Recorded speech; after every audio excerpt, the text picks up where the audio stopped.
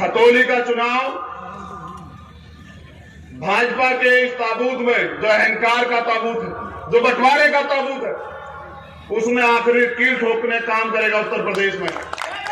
गृह मंत्री आके कहते हैं कि कहने लाल के रात को 12 बजे घूम लो, और मैंने देखा कि अभी बहुत बड़े पैमाने पे इनके नेताओं के घरों में चोरी होने लगी।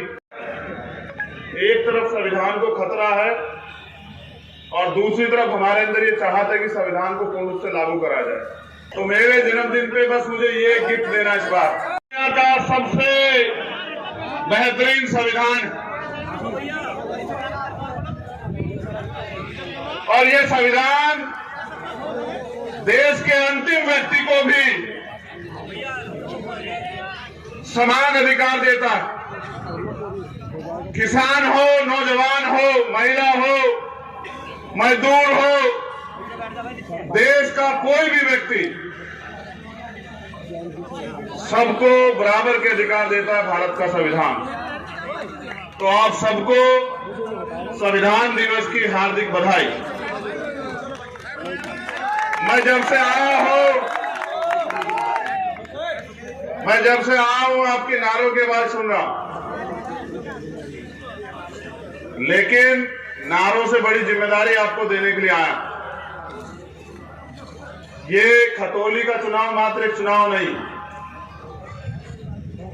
ये एक चैलेंज है, एक चुनौती है, जिसको आपको स्वीकार करना पड़ेगा। ये बताने के लिए मैं आज खतौली में आया। यहां उपस्थित समाजवादी पार्टी, राष्ट्रीय लोकदल के सम्मानित नेताओं के साथ आजाद समाज पार्टी के जो भीम आर्मी के जो सम्मानित नेतागण और पदाधिकारी मेरे आदेशानुसार जिस दिन से घोषणा हुई थी यहां मेहनत कर रहे हैं, मैं शब्दों में उनका धन्यवाद नहीं कर सकता हूं। हमारे राष्ट्रीय कोर कमेटी के मेंबर अमित कसाना जी, रविंद्र भाटी जी, जिसको हम लोग 3 दिसंबर में मनाते हैं, आप लोग सभी को कुछ ना कुछ देते हो। तो मेरे जन्मदिन पे बस मुझे ये गिफ्ट देना इस बार। मैं अपील पहले कर रहा हूं,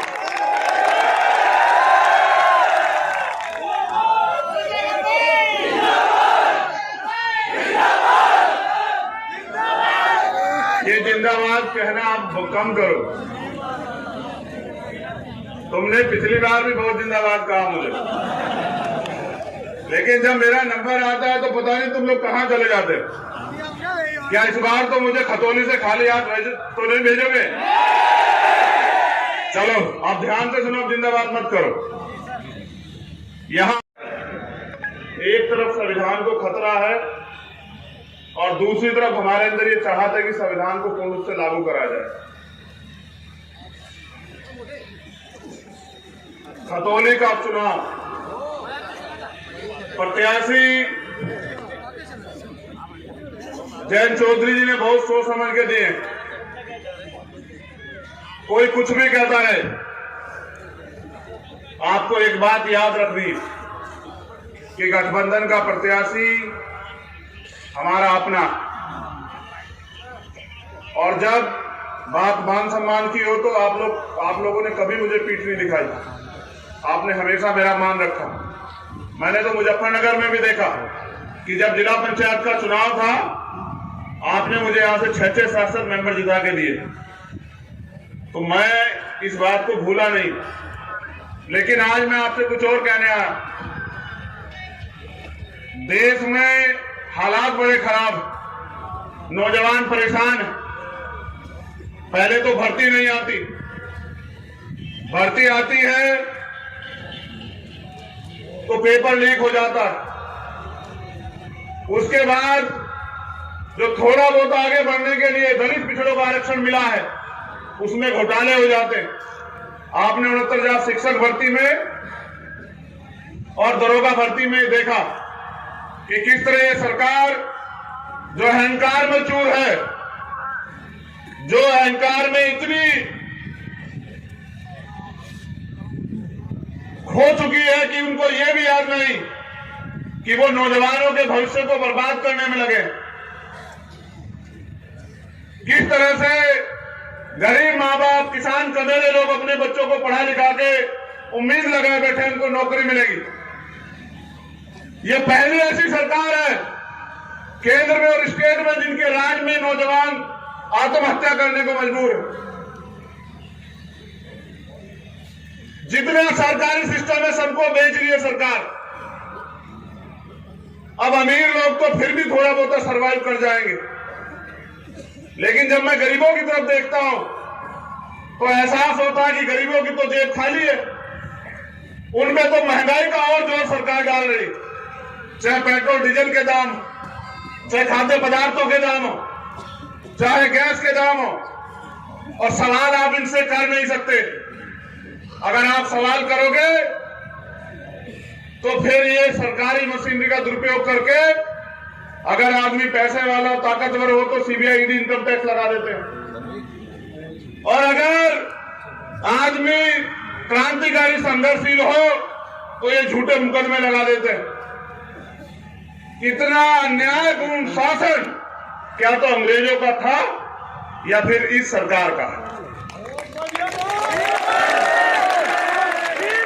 मैं आज संविधान दिवस पे अपने महापुरुषों को भी याद करता हूं कि किस सपने को सजाया था बाबा साहब अम्बेडकर ने, सर छोटूराम ने, सरदार वल्लभ भाई पटेल ने।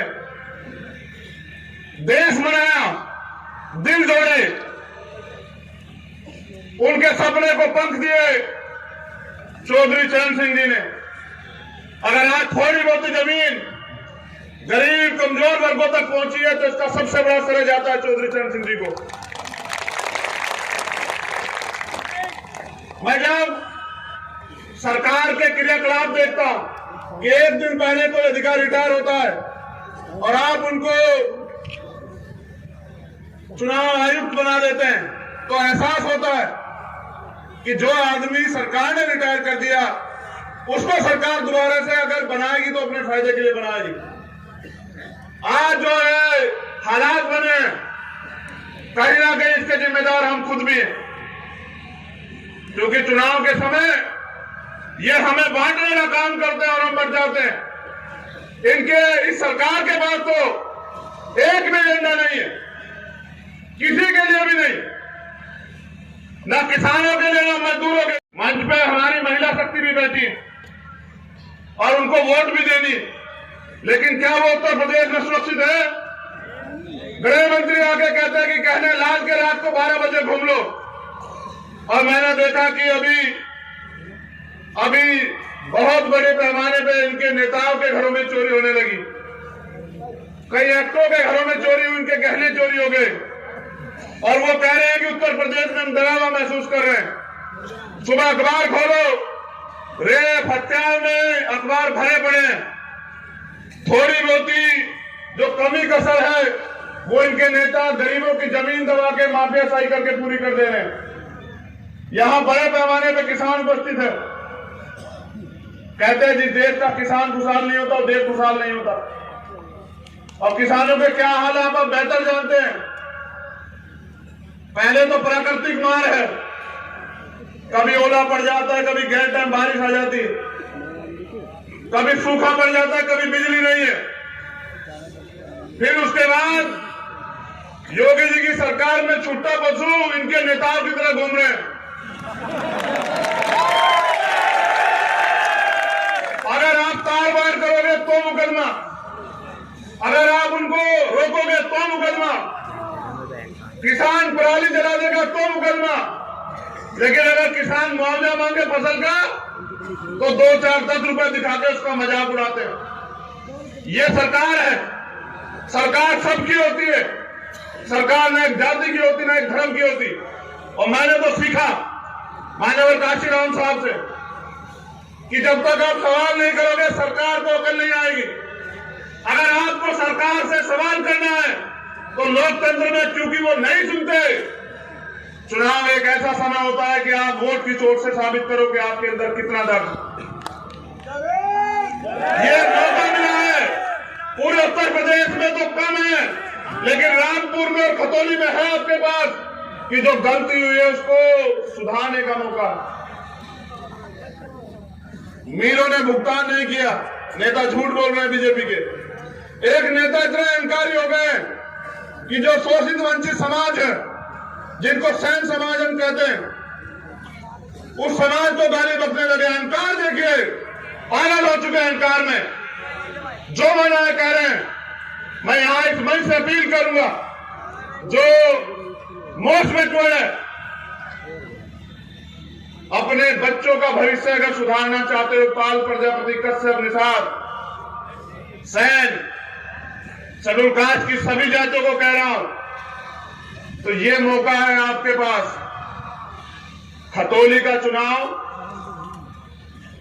भाजपा के इस ताबूत में, जो अहंकार का ताबूत है, जो बंटवारे का ताबूत है, उसमें आखिरी कील ठोकने काम करेगा उत्तर प्रदेश में। आप फिर भी भूल जाओ तो हाथ इसका दर्द याद रखना। ये षड्यंत्र करेंगे, दंगा फसाद कराएंगे, बांटने का काम करेंगे। तुम नहीं दिखोगे, खरीदने का काम करेंगे, तुम्हारी वोट की बोली लगाएंगे। इनके चमचे आपके बीच में आएंगे। एक तरफ वो चमचे और एक तरफ आपका संघर्षशील भाई। आपको तय करना है कि खतौली में आप किसके हाथ मजबूत करोगे। ये पूरा दम लगाएंगे। आप टिके रहना और घबराना मत। बुलडोजर इनका धर्म और जाति मजहब देख के चलता है। इनका बुलडोजर गरीबों पर चलता है, इनका बुलडोजर मजलूमों पर चलता है। मैं अपने और भाइयों से भी कह रहा हूं कि मैं 5 तारीख में डट के यही रहूंगा मुजफ्फरनगर में। सरकार अगर गुंडागर्दी करेगी तो उनकी लाठियां खाने के लिए, गोलियां खाने के लिए हम लोग यही रहेंगे मुजफ्फरनगर में। ये मात्र खतौली का चुनाव नहीं, हमारे सम्मान का चुनाव हो। और मैंने जैन जी से वादा किया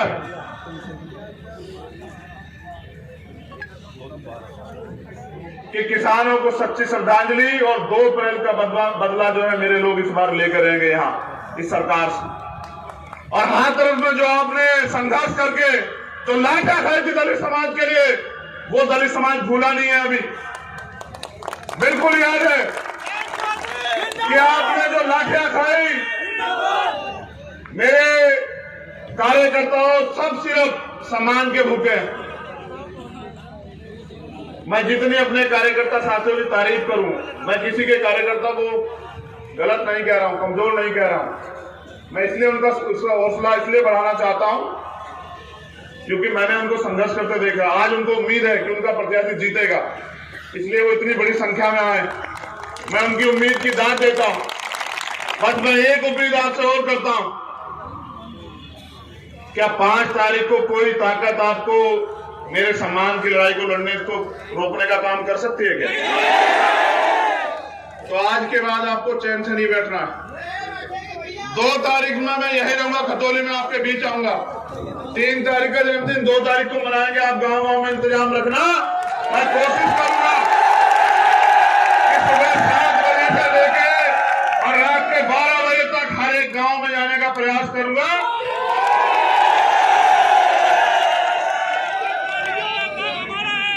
बस पूरी उम्मीद के साथ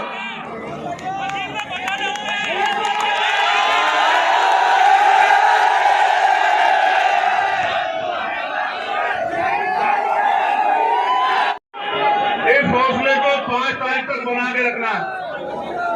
आपको सोना नहीं है, जागना है। एक साथी कह रहे हैं मैं घोटाला करेंगे। हमारा डंडा और झंडा दोनों बहुत मजबूत है। आप चिंता मत करना। अध्यक्ष जी को दिए हुए जो उनको हमने वादा किया है, अगर उसके लिए कोई कीमत चुकानी पड़ी तो भीम आर्मी आजाद समाज पार्टी का कार्यकर्ता इंतजार नहीं करेगा, लड़ेगा संघर्ष की लड़ाई को। मैं बस आपसे अपील करूंगा, जिम्मेदार रहिए, सतर्क रहिए। बहुत बड़ी जिम्मेदारी आपके पास है और मेरे बाद आपको अनुशासन का परिचय देना जब मैं वहां बैठ जाऊंगा। सब खड़े रहे। आप 1 मिनट के अंदर बैठ के बताइए कि आप कितने अनुशासित हैं।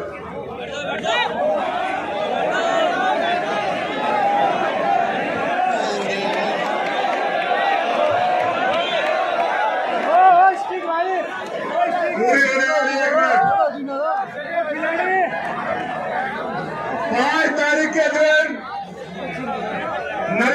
चुनाव चिन्ह पे हमारे प्रत्याशी भाई मदन भैया का हाथ मजबूत करके राष्ट्रीय लोकदल, आजाद समाज पार्टी, समाजवादी के इस गठबंधन को वोट देके ताकत देना और एक नई लकीर खींच देना कि अब उत्तर प्रदेश में भारतीय जनता पार्टी का समय जाने वाला है और इस नए गठबंधन का समय आने वाला है। बहुत बहुत धन्यवाद। जय भीम, जय भारत, नमस्कार, सलाम और भगवान